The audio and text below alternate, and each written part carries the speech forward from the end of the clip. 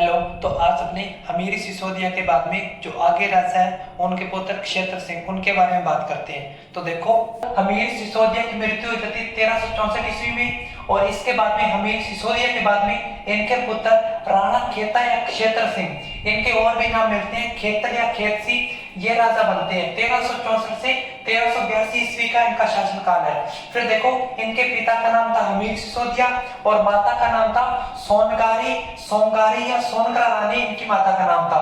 फिर आते देखो, जीते गए क्षेत्र, यानी राणा खेता या क्षेत्र सिंह के द्वारा कौन से क्षेत्र जीते गए थे। तो इसमें गोपीनाथ शर्मा क्या कहते हैं, तो देखो गोपीनाथ,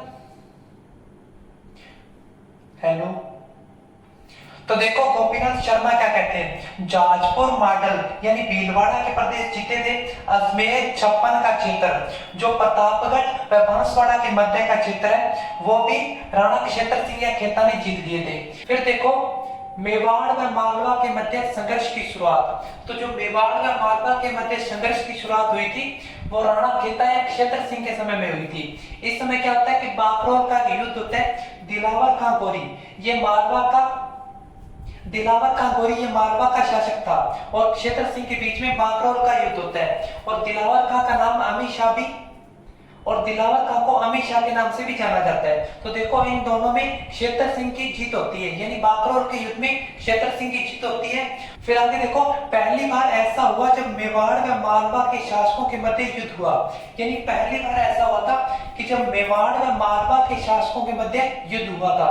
फिर आगे देखो, क्षेत्र सिंह मेवाड़ व मालवा के मध्य संघर्षों का सूत्रपात करने वाला, यानी जो क्षेत्र सिंह है ये मेवाड़ व मालवा के मध्य संघर्ष का सूत्रपात करने वाला बताया जाता है। फिर देखो, हाड़ौती के शासकों को दबाने का श्रेय, यानी राणा क्षेत्र सिंह को हाड़ौती के शासकों को दबाने का श्रेय भी दिया जाता है। जो हाड़ौती प्रदेश है वो मैं बताता हूँ, कोटा, बूंदी, बारा, झालावाड़, ये जो क्षेत्र है ये हाड़ौती प्रदेश कहलाते हैं। फिर आगे देखो, ईटर के राजा रणमल को पराजित कर कैद कर लिया था, यानी क्षेत्र सिंह ने ईटर के राजा रणमल को पराजित कर कैद कर लिया था। ईटर जो है वो गुजरात में आता है। अब देखो, बांपी कुंड शिलालेख, ये क्या कहता है, ये महाराणा मोकल के द्वारा बनाया गया था। इसमें महाराणा क्षेत्र सिंह को उपाधि दी हुई है क्षत्रिय वंश मंडल मणि की। फिर आगे देखो, क्षेत्र सिंह के शासनकाल की जो जानकारी मिलती है वो हमें मिलती है एक मंदिर शिलालेख से। ये गोगुंदा गांव में है, 14 जून 1366 ईस्वी का ये शिलालेख है। फिर आगे देखो, कुंभलगढ़ शिलालेख 1460 ईस्वी का है। इसमें हाड़ाबाटी के स्वामियों को जीतकर मंडल क्षेत्र अपने अधीन कर लिया, यानी हाड़ौती विजय के बारे में चर्चा की गई है। महाराणा क्षेत्र सिंह की हाड़ौती विजय के बारे में चर्चा की गई है। फिर आगे देखो, माडलगढ़ पर आक्रमण, भीलवाड़ा में पड़ता है माडलगढ़। यहाँ पर क्या है, हाड़ा राजाओं के माडलगढ़ तक अधिकार हो गए थे, और इनके बढ़ते वर्चस्व को रोकने के लिए, वर्चस्व मीन्स होता है प्रभाव, शक्ति या बल, तो इनके बढ़ते वर्चस्व को रोकने के लिए जो क्षेत्र सिंह है उन्होंने माडलगढ़ पर आक्रमण किया और ये हाड़ा राजाओं को पराजित किया। फिर आगे देखो, एकलिंगजी मंदिर के दक्षिण द्वार प्रशस्ति, ये 1488 ईस्वी की प्रशस्ति है। इसमें माडलगढ़ पर अधिकार कर लिया था, यानी जो क्षेत्र सिंह है इन्होंने माडलगढ़ या मडलगढ़ पर अधिकार कर लिया था। दक्षिण द्वार की जो प्रशस्ति है इसमें बताया गया है। फिर आगे देखो, कुंभलगढ़ व श्रृंगी ऋषि शिलालेख में इसमें क्या बताया गया है कि दुर्ग पर अधिकार नहीं किया था, यानी क्षेत्र सिंह ने दुर्ग पर अधिकार नहीं किया था। और एकलिंग में जो बताया गया वो कहते हैं कि दुर्ग पर अधिकार कर लिया था। तो अब देखो, हाड़ा राजपूतों द्वारा अधीनता स्वीकार करने वाली बात पक्ष, जैसे कुंभलगढ़ शिलालेख कुछ और बताता है और श्रृंगी ऋषि शिलालेख कुछ और बताता है, यानी दो पक्ष हो गए। कुंभलगढ़ शिलालेख एक पक्ष हो गया और श्रृंगी ऋषि शिलालेख एक पक्ष हो गया। तो वहां पर तो वो अलग अलग बात बताते हैं, लेकिन यहाँ पर क्या लिखा हुआ कि पक्षपातपूर्ण नहीं है, यानी हाड़ा राजपूतों द्वारा अधीनता स्वीकार करने वाली बात पक्षपातपूर्ण नहीं है। फिर देखो, क्योंकि हाड़ा राजपूतों के शिलालेख से यह बात सिद्ध होती है, मेवाड़ के पूर्वी हिस्से में स्थित मैनाल में बम्बावदा के हाड़ा महादेव ने 1379 ईस्वी में एक शिलालेख खुदवाया था। इस शिलालेख में लिखा है, हाड़ा महादेव क्षेत्र सिंह की तरफ से लड़े थे और दिलावर का गोरी से क्षेत्र सिंह की रक्षा की थी।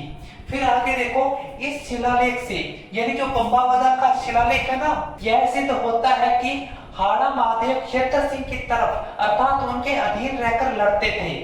ठीक है, फिर आगे देखो, बकरौल का जो युद्ध हुआ था उसमें दिलावर खां गोरी को पराजित किया था क्षेत्र सिंह ने।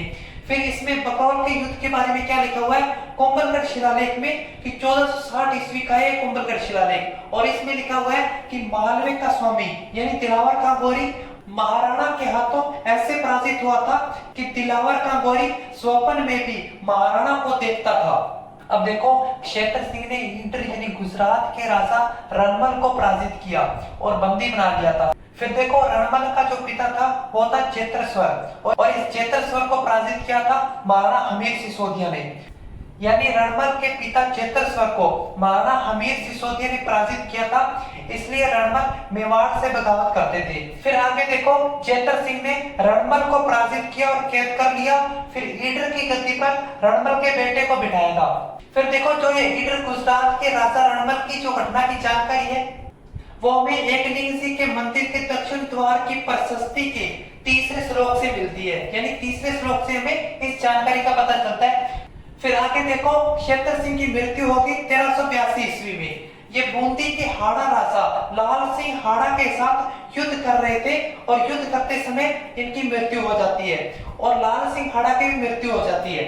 फिर देखो, क्षेत्र सिंह के बाद इनके पुत्र महाराणा लाखा या लक्ष्य सिंह मेवाड़ के अगले राजा बने, और जो इनका समय वो है 1382 से 1421 ईस्वी तक का। फिर आगे देखो, राणा हमीर सिसोदिया ने अन्नपूर्णा माता के मंदिर का निर्माण कराया था। अन्नपूर्णा माता का एक और नाम है बरौनी माता, और ये मेवाड़ की इष्ट देवी है और मेवाड़ की कुल देवी बाण माता है। तो आज हमने क्षेत्र सिंह के बारे में पढ़ लिया, और नेक्स्ट वीडियो में क्षेत्र सिंह के जो पुत्र है लक्ष्य सिंह या राणा लाखा उनके बारे में पढ़ेंगे।